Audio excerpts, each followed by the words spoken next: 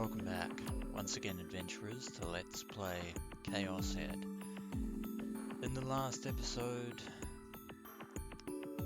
Takumi's worst fears have once again been realized with the advent of the fourth new-gen murder that has transpired quite recently, termed by the people at Chan as Vampire House due to the fact that the victim this time was completely exsanguinated of all his blood, and for some reason his skin has turned an eerie shade of green as a result.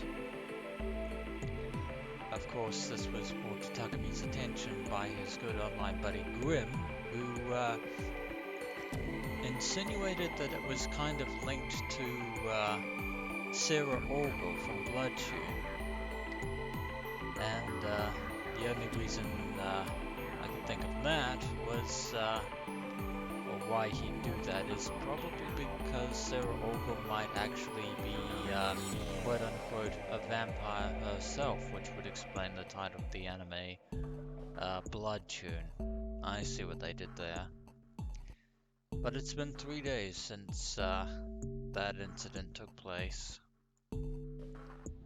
There remains something like a lump in the corner of my heart, of course, but by immersing myself in Ensue over the weekend, I was able to temporarily forget all that hateful and incomprehensible stuff.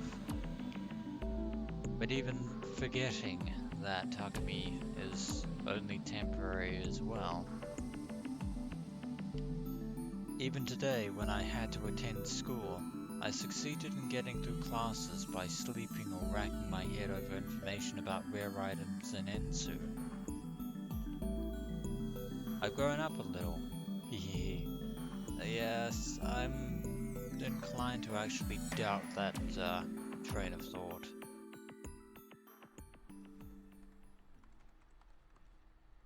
And so, on my way back home, I took myself to our cafe for the first time in a long while. It pleased me that my usual choice, room 37, was open today as well. Of course, coming back here will definitely bring up bitter memories of our entanglement with Yua Kusunoki, although we haven't actually seen neither hide nor hear of her in a long while.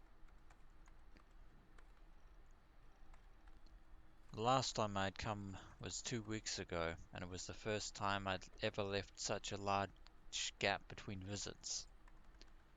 I found the atmosphere of the store amazingly nostalgic. The rank smell released by the air conditioning, the manga volumes that were infused by the scent of nicotine, how comfortable it felt to sit in a reclining chair, old men snoring in the middle of dead silence. I didn't know elderly people went to an internet cafe, who knew? Ah, but of course. ルーム37の PC のチャットログを調べさせてもらいました。 Yeah. Somehow, for some reason, Shogun 2 is able to use the PC that Takumi Nishijo uses in room 37. そこから分かったことは、あなた一人の自作自演。 Except once again, had Yua actually been successful in examining Takumi's own home PC, her entire theory would be completely blown out of the water.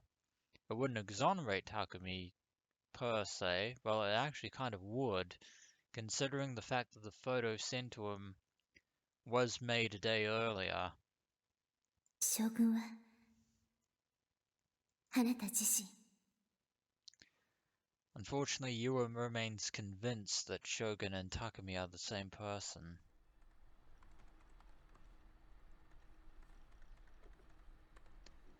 Recalling what Yua had said, I fearfully scoped out the neighboring room 36. That was where she was camping out last time. I'd confirmed that no one was nearby me when I first entered the store, and it must have been empty since I couldn't hear any noise, but I still twitched at the thought that someone might be there nevertheless. Getting up, a surreptitiously peeked over the divider, but as expected, there was no one using room 36. No school duffel bag with three red, yellow, and green Gero froggies attached to it. Relieved, I sank my body back into the reclining seat.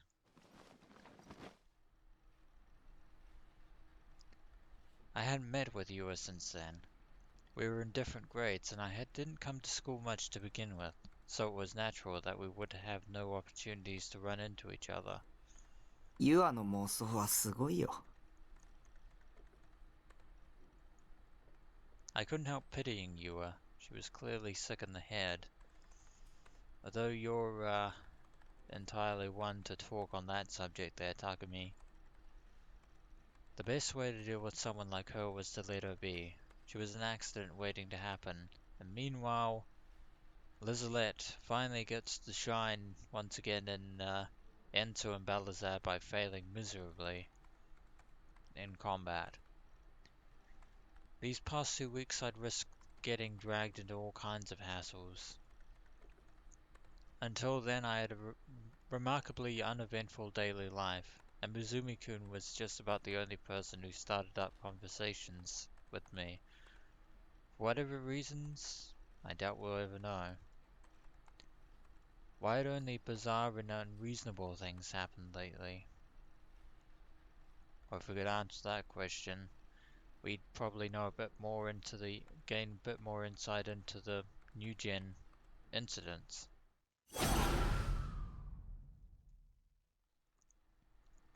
I didn't want to think about anything that would aggravate me. Even that dying message must surely have been a coincidence. Yeah, but if it keeps popping up everywhere else, that destroys that coincidence completely and utterly. Regardless of what anyone had said about it, weren't they commonly used words? The likes of me had come up with them, so there'd be nothing strange about it if someone else thought of them as well. The fact that everyone would actually be using that particular phrase doesn't doesn't inspire coincidence. I wasn't interested in knowing who that message would have been aimed at. No, rather, I told myself I mustn't become interested because getting entangled with Shogun was kind of how this all started to begin with. Unfortunately, the cell phone is ringing. Something started ringing out of the blue. Startled, I jerked in my reclining chair. It was the sound of a phone, but whose? Because it was quiet inside, the electronic sound echoed particularly emphatically throughout the area. I looked around, but I couldn't spot a phone anywhere. もしかして。Indeed, eliminate all other possibilities, and the one that remains must be the truth. A thought suddenly occurred to me, and I fished around inside my bag. Sure enough, what had been ringing was the cell phone I bought just a few days ago, the one we were dragged around town with Nanami to acquire. I looked gingerly at the LCD display. Normally the caller's number would be displayed here.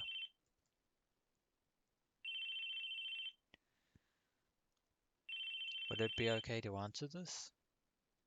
But that aside, I didn't like talking with people very much, and 03X733X991. Interesting number there. But yeah, you would actually think that if this was Nanami's number, her name would pop up. Then again, Takumi probably didn't bother adjusting his contacts to make that work. For starters, who on earth was calling me? I hadn't given the cell phone's number out to anyone yet. That's, okay, that is ominous. There should really be no way that hmm, unless the only other theory that I can posit it is that it's one of those telecommunications scams where they somehow manage to rat out your number, and but then again, no, that couldn't be the case.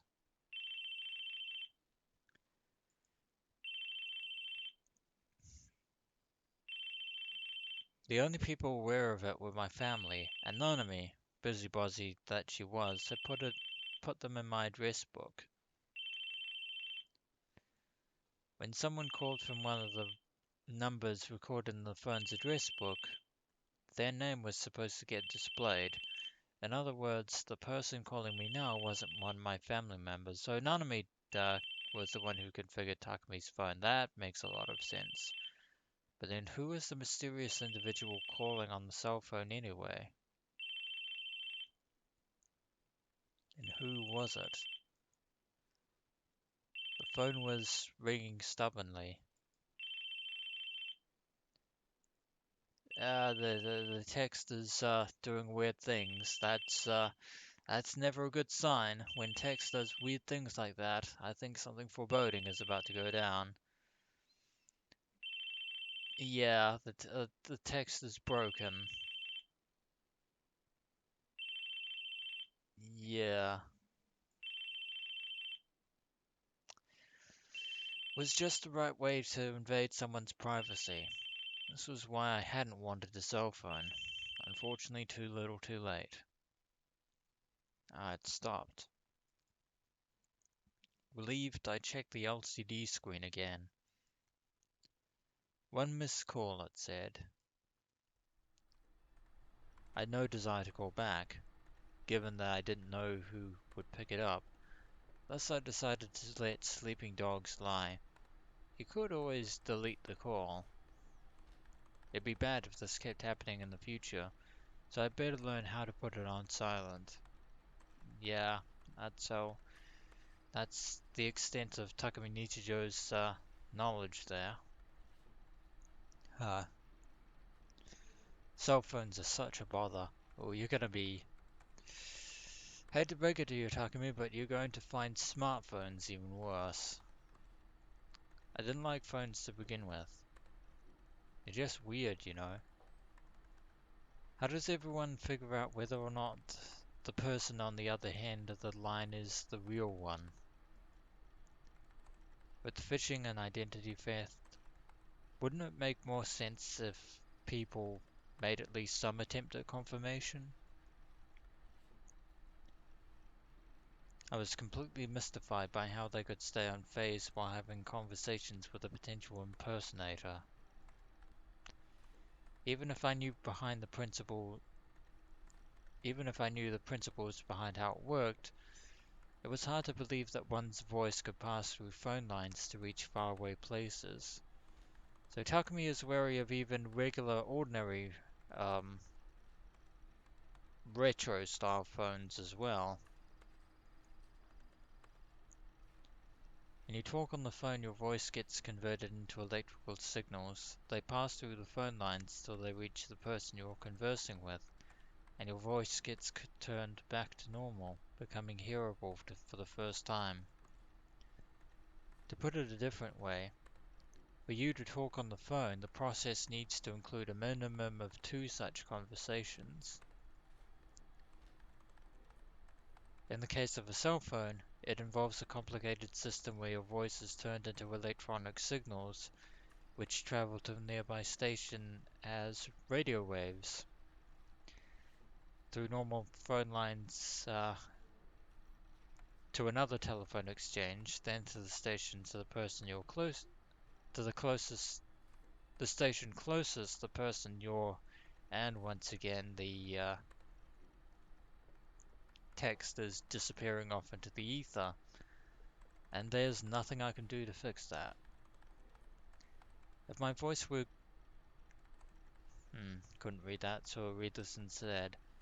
For instance, what if I called Nanami, and instead of reaching her, My call got sent to some sketchy facility, and a person I'd never seen before in my life pretended to be Nanami and answered the phone. Alternatively, once again, I know this is a pretty much a cliche meme at this point, but the call on the phone could very well be Morpheus from the Matrix. Cliched, I know, but it's there. Maybe they'd even be a computer instead of a human being. That was why it scared me to talk on the phone. It scared me much more than talking face to face. And we all know how Takumi Nichijou is terrified of speaking face to face with people.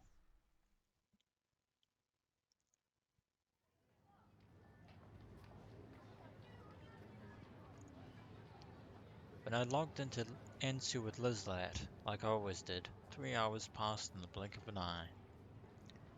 It had been 2 weeks since I used Lizlat, but I was pretty satisfied by how well she cheered up everyone out around her. So Lizlet is still a support character. I left that cafe in a good mood and headed home. The shopping district was as boisterous and full of people as ever. I'd always found it annoying, and the illumination of the various stores lined up along the street made it so bright that I had a hard time believing it was night. But it is in fact night time. And at the end of that bright road, I jerked to a stop when I saw it, for it stood out more in the middle of the crowd. What is this it? That girl was...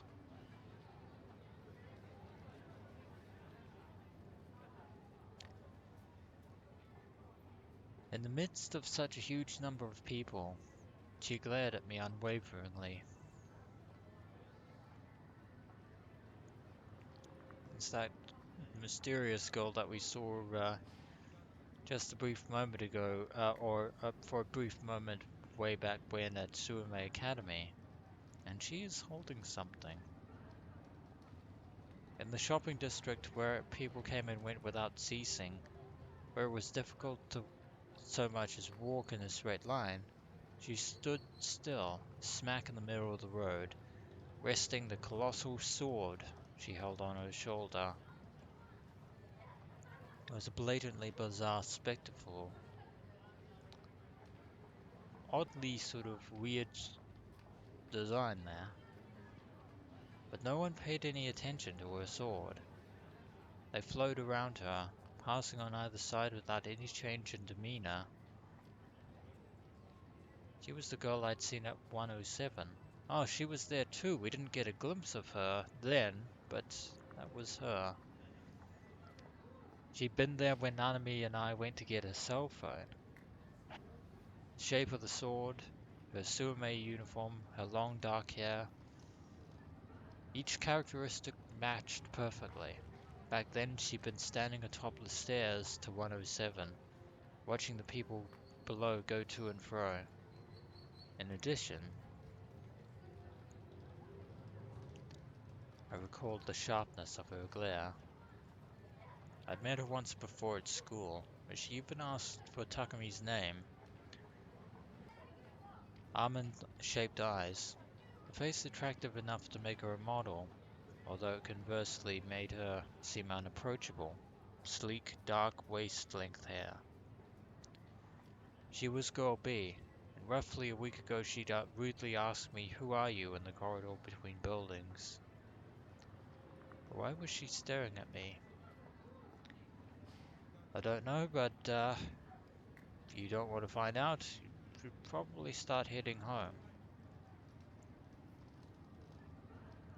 Thinking I was being overly self-conscious, I turned around. At times like this, it might turn out she was actually looking at an acquaintance of hers over my shoulder or something. That didn't seem to be the case. The one she was glaring at with a look of hostility was, as I thought, me. I shrank away. I understood what it felt like to be the proverbial frog getting glared at by a snake. Staring back was out of the question. Locking eyes with people was what my biggest weakness, so I had no choice but to look down. Time to run. Normally I go home by turning left at the scramble, crossing where she was standing, coming out next to book first, but today I decided to go around by the station plaza. There were a lot of people there, but I'd take a pass on letting some scary 3D girl pick a quarrel with me. She might try to shake me down for money. Yobi looked like she was alone, but in truth maybe her juvie friends were lying in wait nearby, plotting to beat me senseless once she lured me in. I wasn't about to take the bait. I swung around to the right and was dumbfounded. あ、え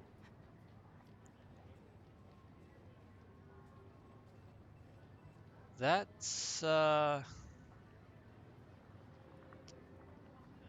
unusually ominous. One moment she was there, the next she's here. That's, kind of disturbing. That's, that's quite the magic trick there, if indeed, magic trick that it is. And on that ominous note, that is going to be it for this episode of Let's Play Chaos Head.